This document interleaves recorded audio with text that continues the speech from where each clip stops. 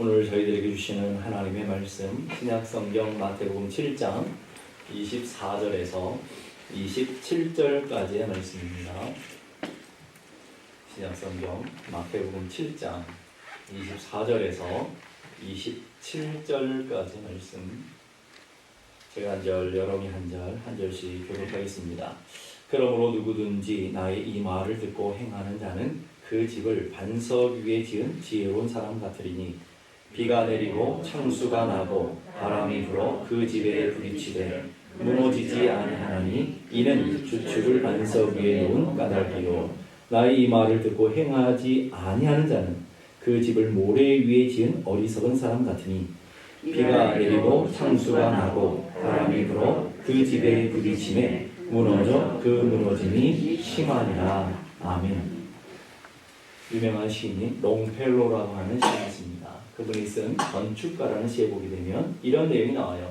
세상 모든 사람은 운명과 시간 안에서 집을 짓는 건축가들이다.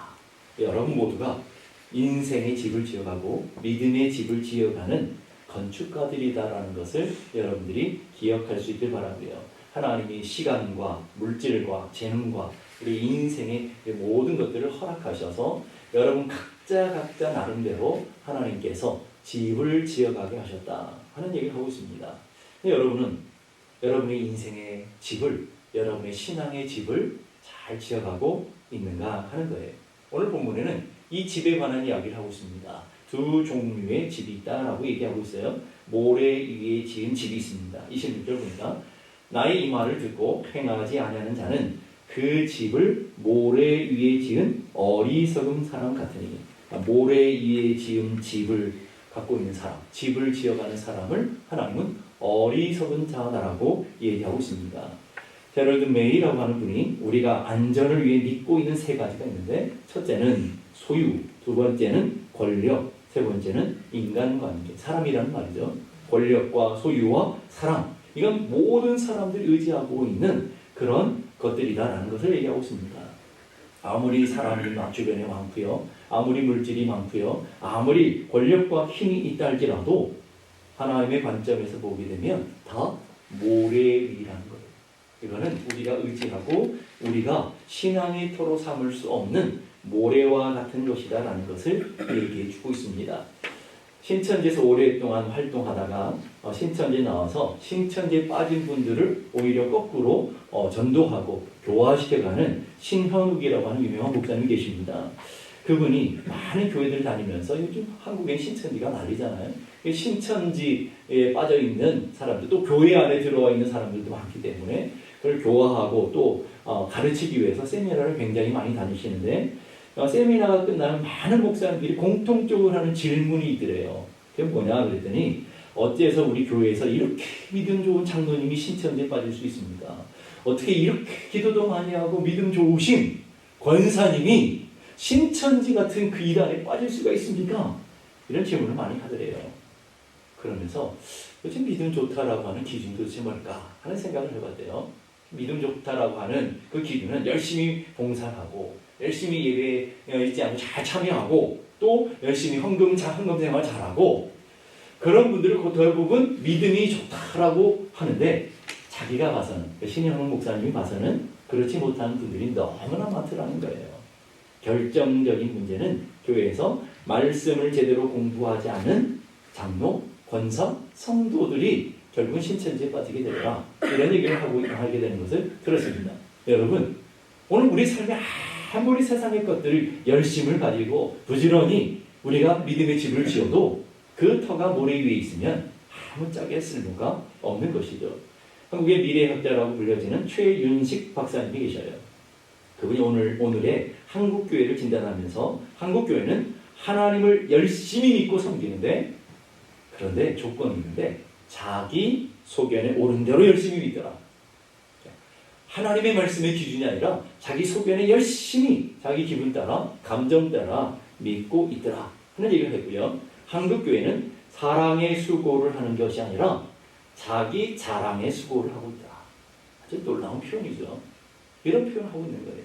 열심은 있는데, 부지런한데, 성실한 것 같은데, 헌신하는 것 같은데 다 모래 위에 집을 지어서 어느 날 인생의 고난이 오고 환난이 오게 되면 와르르 하고 무너져 버리는 그런 모습들이라는 거예요.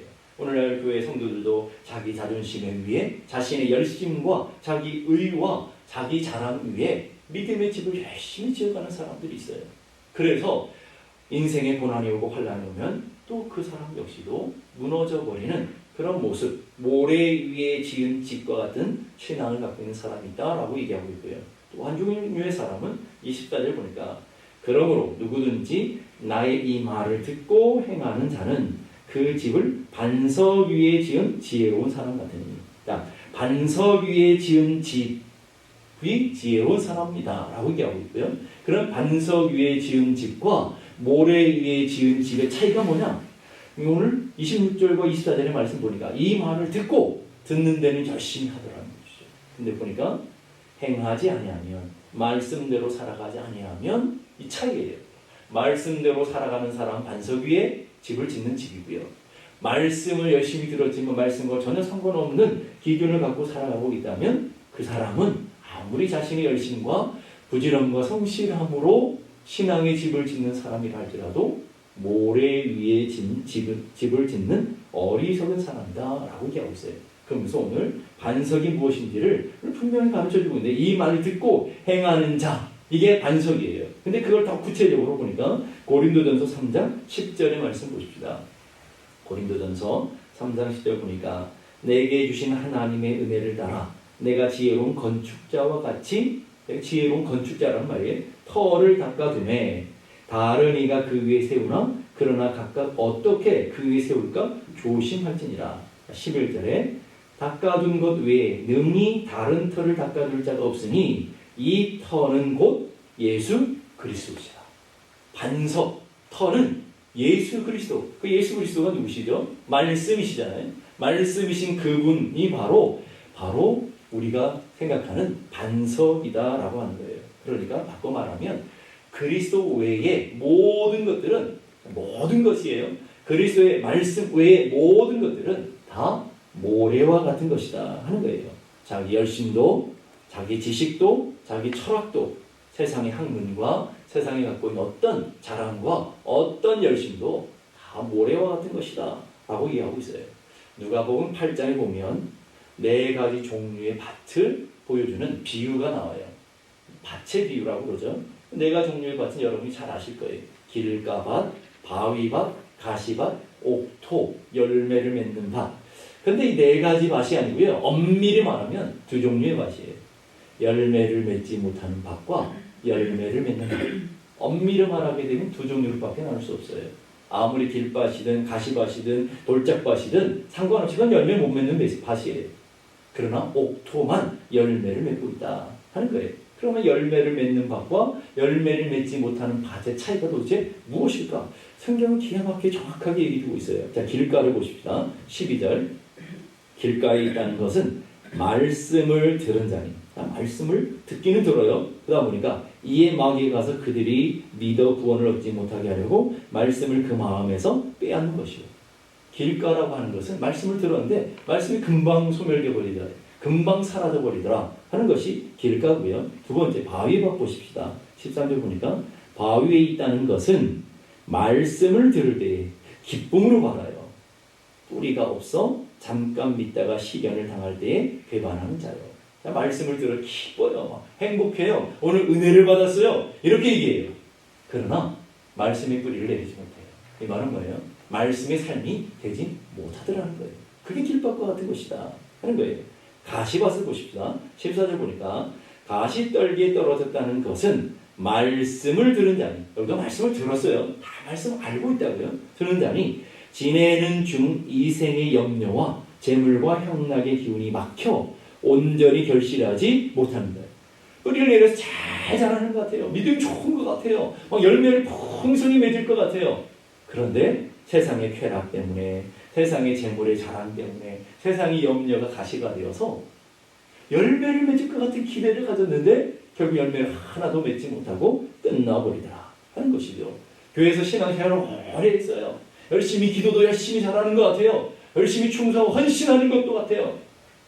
저 사람 정말 좋은 믿음의 그릇 같아요. 그런데 가시고 세상의 쾌락과 염려와 세상에 있는 것들을 향락, 재미라는 거죠. 세상의 재미에 가로막혀서 결국 믿음을 떠나게 되고 열매를 맺지 못하게 되더라 하는 거예요. 이런 성도들이 있다는 말이에요. 교회 안에 길가와 같은 성도들, 바위밭에 자라는 성도 같은 성도들, 그리고 가시밭과 같은 성도들이 있다는 거예요. 그런데 열매 맺는 밭을 보십시다. 15절 우리 함께 다 같이 한번 읽어보실까요? 시작. 좋은 땅에 있다는 것은 착하고 좋은 마음으로 말씀을 듣고 지키어 열매로 결실하는 자니, 인내로 결실하는 자다. 이렇게 얘기하고 있어요. 열매 맺지 못하는 밭들의 공통적은 말씀을 듣지만 끝이에요. 열심히 듣고 기쁨으로 듣고 말씀이 무엇인가 있는 것 같은데 은혜 받은 것 같은데 거기서 끝이에요. 그런데 열매 맺는 밭의 특징을 보세요. 좋은 마음으로, 착한 마음으로, 선한 마음으로. 이 말은 무슨 말이냐면 오늘 하나님께서 주의 종을 통해서 하나님께서 내게 말씀해 주신다. 오늘 내게 주시는 말씀으로 이거 누구 들어야 될 텐데 이런 말씀이 아니고 오늘 내게 주시는 말씀으로 잘 받아들이는 마음을 얘기하는 거예요.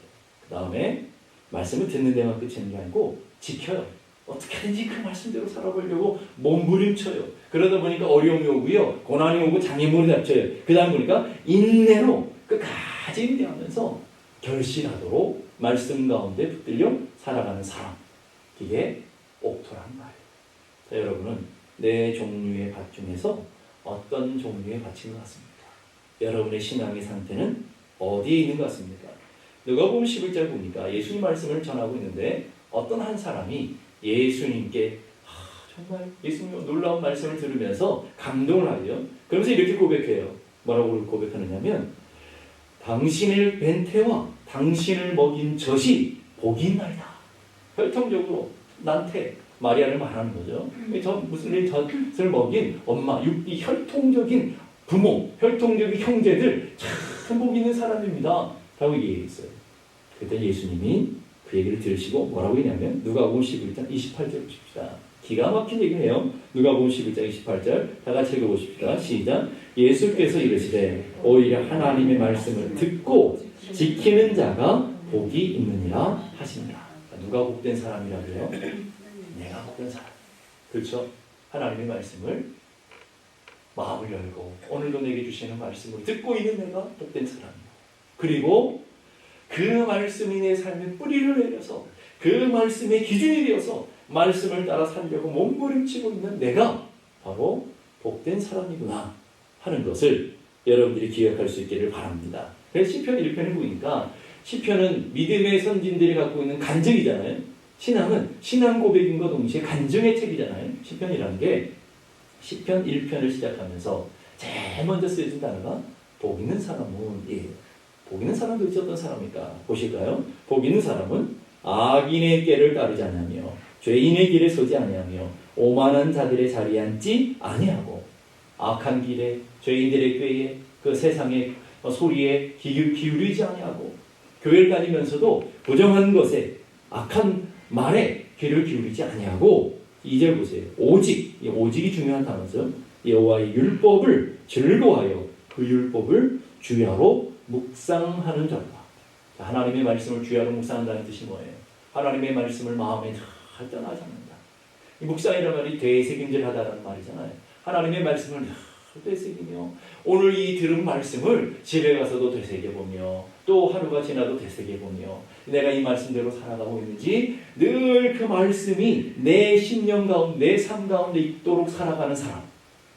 그게 바로 옥토잖아요, 여러분. 그게 30배, 60, 100배 열매를 맺는 믿음의 사람이잖아요. 그런 사람이 복된 사람이다 라고 얘기하고 있어요. 요한계시록 1장 3절에도 이 예언의 말씀을 읽는 자와 그 다음 보세요. 듣는 자와 그 가운데 기록한 것을 지키는 자들이 복이다. 자, 보니까 듣는 것과 지키는 것이 따로 떨어져 있는 것 같이 우리 성경은 보이지만 그게 아니고요. 하나였어요. 보니까 듣고 지키는 자가 복이다. 듣는 사람이 복 있는 게 아니라 하나님의 말씀을 말씀으로 듣고 그 말씀을 지켜가는 사람이 진정 복 있는 사람이다 하고 우리에게 가르쳐주고 있는 것이죠. 그게 지혜로운 사람이고 반석 위에 집을 짓는 사람이기 때문에 복 있는 사람이다. 야고보서 1장 22절에도 이렇게 말해요. 너희는 도를 듣고 행하는 자가 되고 듣기만 하여 자신을 속이는 자가 되지 마라. 들었으면 하나님의 말씀으로 내 삶을 맞춰서 잘 들으셔야 돼요.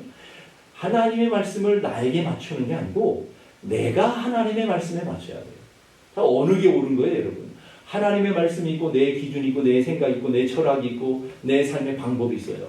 자기 속에는 옳은 게 있어요. 어느 게 옳은 것입니까?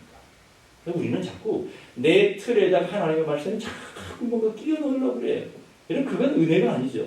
하나님의 말씀에 나를 자꾸 맞춰야 우리가 새로운 피조물이 되어지는 거죠. 새로운 은혜로운 하나님의 사람이 되어지는 거예요. 오늘 교회 성도들 가운데 말씀을 열심히 듣는다니까요. 그런데 다 필터링을 해버려요. 이건 내가 들어야 될 말씀, 이건 누가 들어야 될 말씀, 이거는 나하고 상관없는 말씀, 이렇게 다 고르고 나니까 복 받으세요. 은혜가 넘칩니다. 당신은 잘 될 것입니다. 이런 말씀을 쏙쏙 하다 먹다 보니까 비만이 생겨요.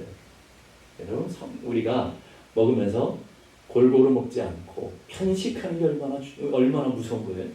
다 영적인 편식을 갖고 있는 거예요. 왜 그러냐면 기준이 잘못됐기 때문에 그래요. 내가 기준되어서 하나님의 말씀을 자꾸 잘라내니까 내게 필요한 것만 듣는다는 말이에요. 그러면 안 되는 거예요. 하나님의 말씀 앞에는 하나님의 말씀은 언제나 옳아요.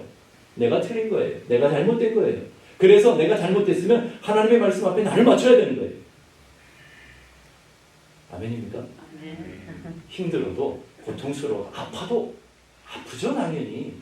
하나님의 말씀은 예리한 검과 같고 날카로운 칼과 같은 메서 같은 말씀 이게 가까이 하면 막 비는데 얼마나 고통스럽겠습니까? 그래도 내가 그 말씀에 맞춰야 돼요. 말씀이 나에게 맞춰주는 게 아니라 여러분 그 착각을 하면 안 된다는 말이에요. 아무리 힘들고 어려워도 하나님의 말씀은 살아있고 운동력 있는 진리의 말씀이기에 그 말씀에 나를 매일매일 맞춰가는 은혜가 있기를 주님의 이름으로 축복합니다. 아멘.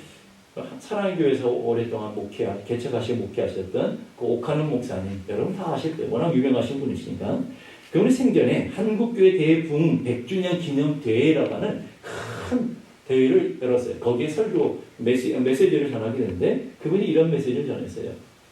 믿기만 하면 구원받는다고 하면 사람들은 아멘 그럽니다. 믿고 구원받습니다 그러면 아멘 그런데요. 믿으면 하늘의 복과 땅의 복도 다 받을 수 있다 그러면 할렐루야 그런다. 그런데요. 제 얘기 아닙니다. 옥하는 목사님 하신 얘기예요. 그러나 행함이 따르지 않는 믿음은 거짓 믿음이요. 구원도 확신할 수 없다고 하면 사람들의 얼굴은 금방 굳어져 버립니다. 말씀대로 살지 못한 죄를 지적하면 예배 분위기가 순식간에 싸늘해집니다. 사랑의 교회도 그랬더라고요. 그런다는 말이죠. 진리를 선포하고 죄를 선포하면 분위기가 싸진다는 거예요.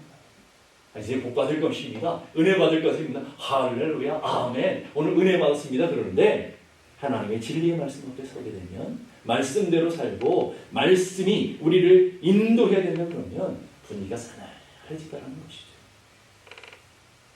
두 집은 처음에 보기에는 비슷해 보여요.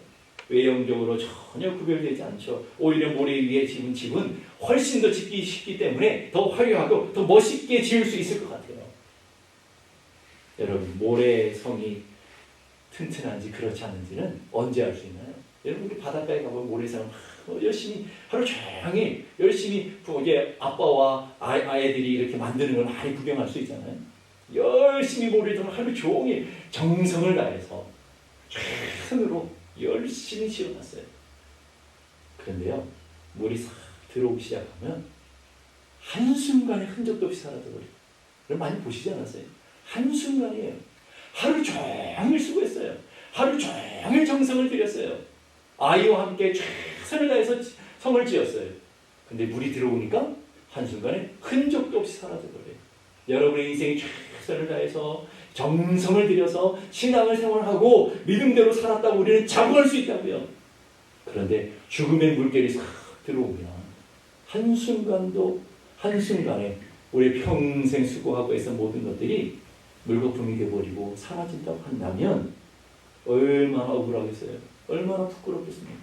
바로 구별은 반석 위에 집을 지은 것과 모래 위에 지은 집을 구별되는 것은 성경이 이렇게 나왔어요. 25절 보니까 비가 내리고 창수가 나고 바람이 불어 그 집에 부딪히네. 27절에도 비가 내리고 창수가 나고 바람이 불어 그 집에 부딪히네. 똑같은 조건이에요. 똑같은 조건이 주어졌어요. 그런데 25절에 보니 반석 위에 지은 집은 무너지지 않냐. 그대로 있어요. 비가 오고 창수가 불고 불어나고 바람이 불어도 견고하게 서 있어요. 그러나 27절 보니까 모래 위에 지은 집은 무너져 그 무너짐이 심하니라. 흔적도 없이 사라져버리는 그런 일들이 언제 구별되냐고요? 비가 오고 창수가 나고 바람이 불면, 오늘날 말하면 오늘 고난이 오고 환난이 오고 시험이 닥쳐오고 문제가 생겨보고 인생의 고난이 오게 되면 그 믿음이 진짜인지 가짜인지 완전히 구별되더라는 거예요. 진짜 제자와 가짜 제자의 구별은 평상시에는 몰라요. 평상시에는 다 믿음 좋은 것 같아요. 그러나 교회에 고난이 있어보고요, 자기 개인의 가정에 환난과 고난이 있어보고요, 아픔이 있어보고 고통이 있어보면 그 믿음이 진짜인지 가짜인지가 정확하게 구별되어지더랍니다. 여러분, 모래 위에 지은 성을 지은 사람은 하루 종일 수고하고 애썼는데 만약에 한꺼번에 다 허물어져 버리면 얼마나 후회가 많겠어요? 얼마나 아픔이 크겠습니까? 내가 이렇게 수고했는데 이렇게 다 없어진다고 하면 얼마나 큰 고통이겠습니까? 그래서 주님은 어리석은 사람이라고 얘기하는 것이죠. 성경에 보면 욥이라는 사람이 있어요. 지혜로운 사람, 믿음의 사람의 본복이죠. 오직 하나님이라는 반석 위에 믿음의 집을 지었던 믿음의 사람이었어요. 어느 날 갑자기 사탄의 시험으로 인해 하루아침에 10명의 자녀가 다 죽었어요. 그리고 가졌던 동방의 최고의 갑부였는데 하루아침에 모든 재산을 다 잃어버렸어요. 거기에다가 건강마저 잃었어요. 잃었던 욥이 갖고 있는 모든 것을 완벽하게 잃었다고 생각하시면 돼요. 다 잃었어요. 풍랑이 왔어요. 바람이 불었어요. 인생의 고난의 큰 파도가 일었어요. 그런데도 욥기 1장 20절을 보니까 욥이 이렇게 고백해요. 다 잃고 나서 욥이 일어나 겉옷을 찢고 머리털을 밀고 땅에 엎드려, 그 다음에 중요하다는 건 뭐냐면 예배하며. 아니, 모든 것을 잃었다니까요. 하루아침에. 하나님 어떻게 그럴 수 있습니까? 너무하십니다. 탄식해도 그 누구도 원망할 사람 없어요. 그 누구도 저 사람 믿음 없네 이럴 사람 하나도 없어요. 근데 그 절망의 바닥 속에 욥은 반석 위에 지은 집을 지었던 사람이기 때문에 하나님을 예배했고요. 그 다음 보니까 21절 이르되 내가 모태에서 알몸으로 나왔사오니 또한 알몸으로 그리로 돌아가올지라. 주신 이도 여호와시요 거두시는 이도 여호와시니 하나님의 주권과 섭리를 온전히 인정해요. 내게 아닌데 뭐 하나님께서 주신 거 하나님 것입니다 라고 얘기해요. 그 다음에 결정적인 그 다음 보니까 여호와의 이름이 찬송을 받으실지입니다. 하나님 영광 받으시기 원합니다. 내 실패를 통해서라도 하나님 영광이 드러나기 원합니다. 내 질병을 통해서라도 하나님의 이름이 높여지기 원합니다.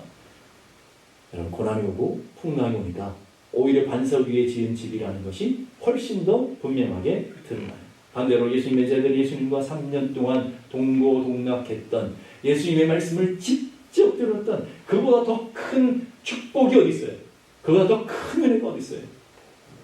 더군다나 그 제자들은요, 예수님을 따르기 위해서 가족을 다 버리고 가족들을 다 버리고 예수님을 따랐던 사람이라고요. 자신의 직업도 다 포기했던 사람이에요. 자신의 재산마저도, 인생의 미래마저도 다 포기했던 사람이라고요. 예수님만 붙들며 살겠다고 나선 사람들이라고요. 그런데 풍랑이 불고 바람이 불고 고통의 피바람이 부니까 제자들이 어때요? 두려워 벌벌 떨고요. 예수님을 다 떠나는, 뿔뿔이 다 흩어지는 그런 일들이 벌어지게 되었다는 것이죠. 무슨 것을 얘기하는 걸까요? 오늘 그들은 다 열심히 있어 보이고 충성하는 것 같고 하나님 앞에 헌신하는 것 같아 보여도 결국 모래 위에 지은 집이었다 하는 것을 보여주고 있는 것이죠. 여러분의 믿음은 어떠신가요? 여러분의 믿음은 오직 영원하신 하나님의 말씀 위에 세워져 있습니까? 누구든지 나의 이 말을 듣고 행하는 자는 그 집을 반석 위에 세운 지혜로운 사람 같으니 끝에 가보면 알아요.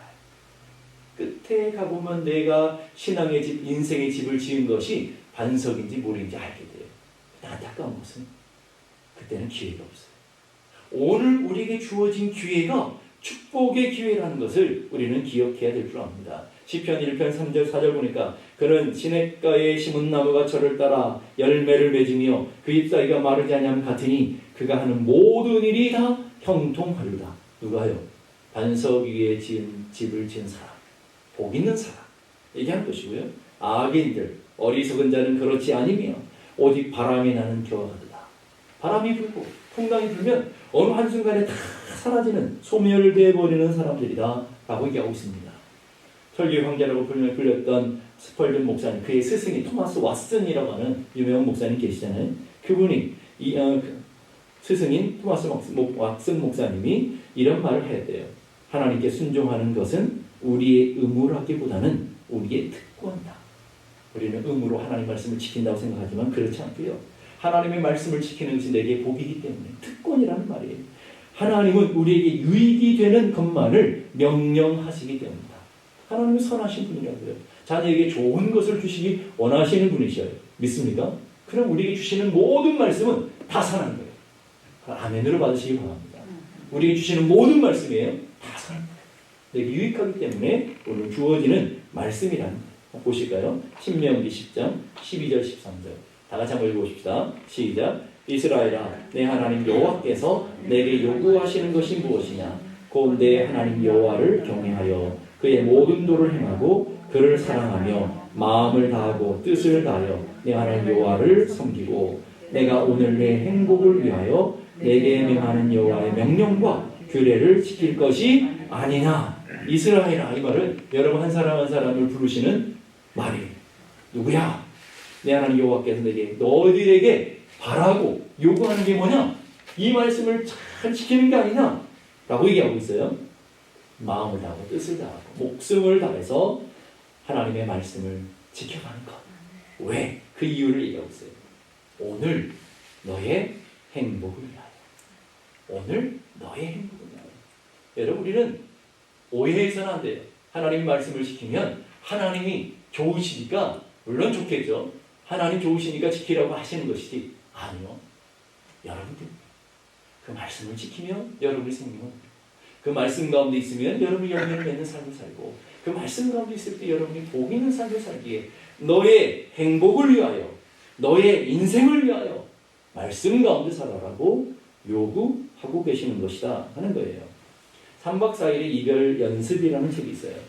그 책은 한국의 대기업을 근무한 한 간부의 이야기가 기록되어 있습니다. 아주 순탄한, 한국의 대기업을 다녔으면 뭐 수입도 많고 얼마나 순탄한 인생을 살았겠어요. 그런데 어느 날 직장에서 의무 건강검진을 받으라고, 간부들에게는 의무 건강검진을 받도록 요구하잖아요.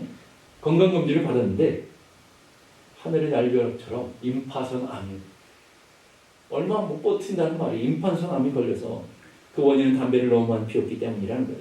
이 청천벽력 같은 소리 앞에 얼마나 자신이 살아왔던 인생이 후회되고 절망스러운지, 내가 이렇게 죽으려고 이렇게 발버둥치며 살았나, 자신의 인생을 삶을 후회하며 결국은 지옥 같은 치료들을 받게 되었대요.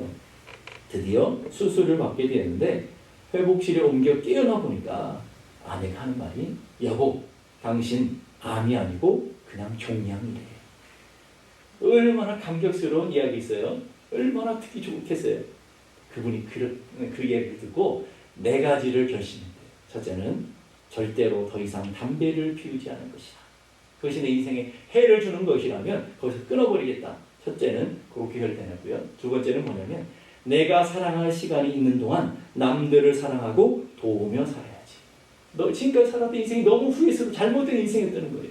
이제 내게 주어진 기회에 나는 다른 삶을 살아가겠다, 이 말인 것이고, 세 번째는 나는 매일매일 건강하게 살아있다는 것을 감사하며 살겠다. 내가 살아있고 이렇게 건강하다는 것, 그 자체가 감사하다는 거예요. 네 번째 보니까 주기적으로 한 달에 한 번씩 죽음을 생각하면서 살아가야겠다. 내 인생이 끝나는 날, 내 인생의 마지막 오늘일 수도 있다는 것을 늘 생각하며 살아가야 된다.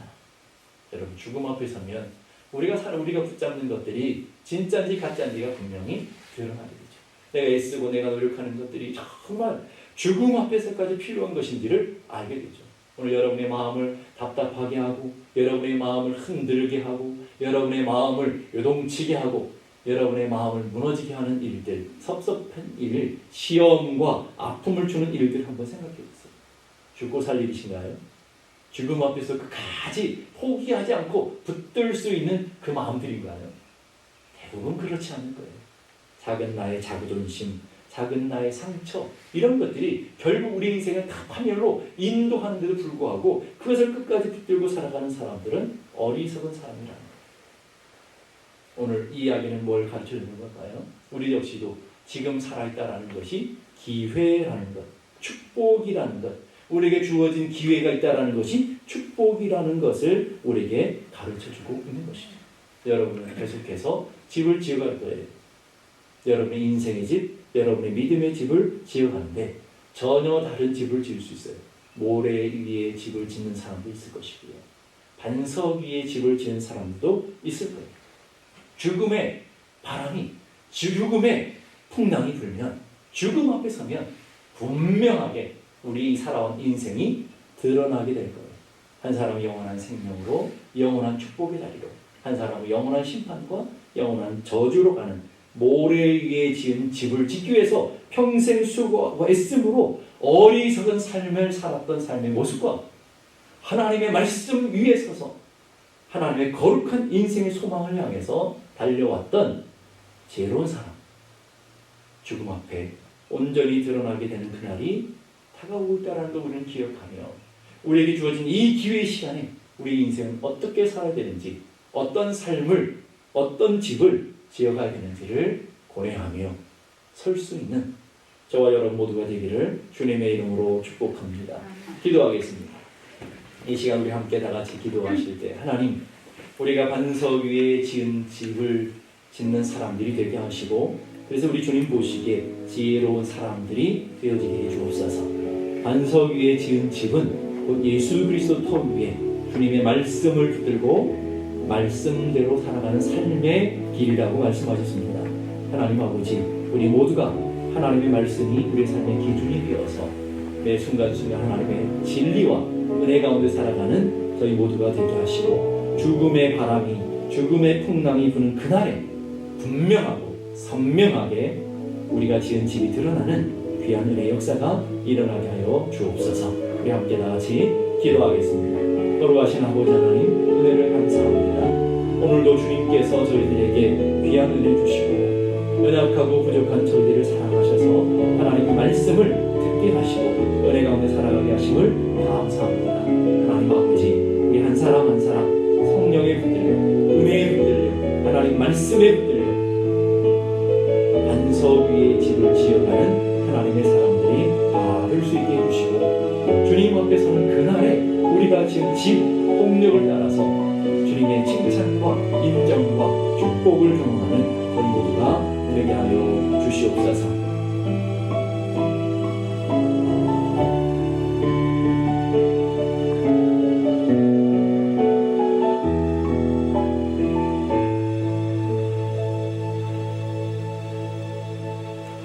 이제는 우리 주님 예수 그리스도의 은혜와 하나님 아버지 크고도 놀라우신 사랑과 성령님의 감화 감동 충만케 하시는 역사가 이제부터 영원까지 함께 계시기를 간절히 축원하옵나이다. 아멘.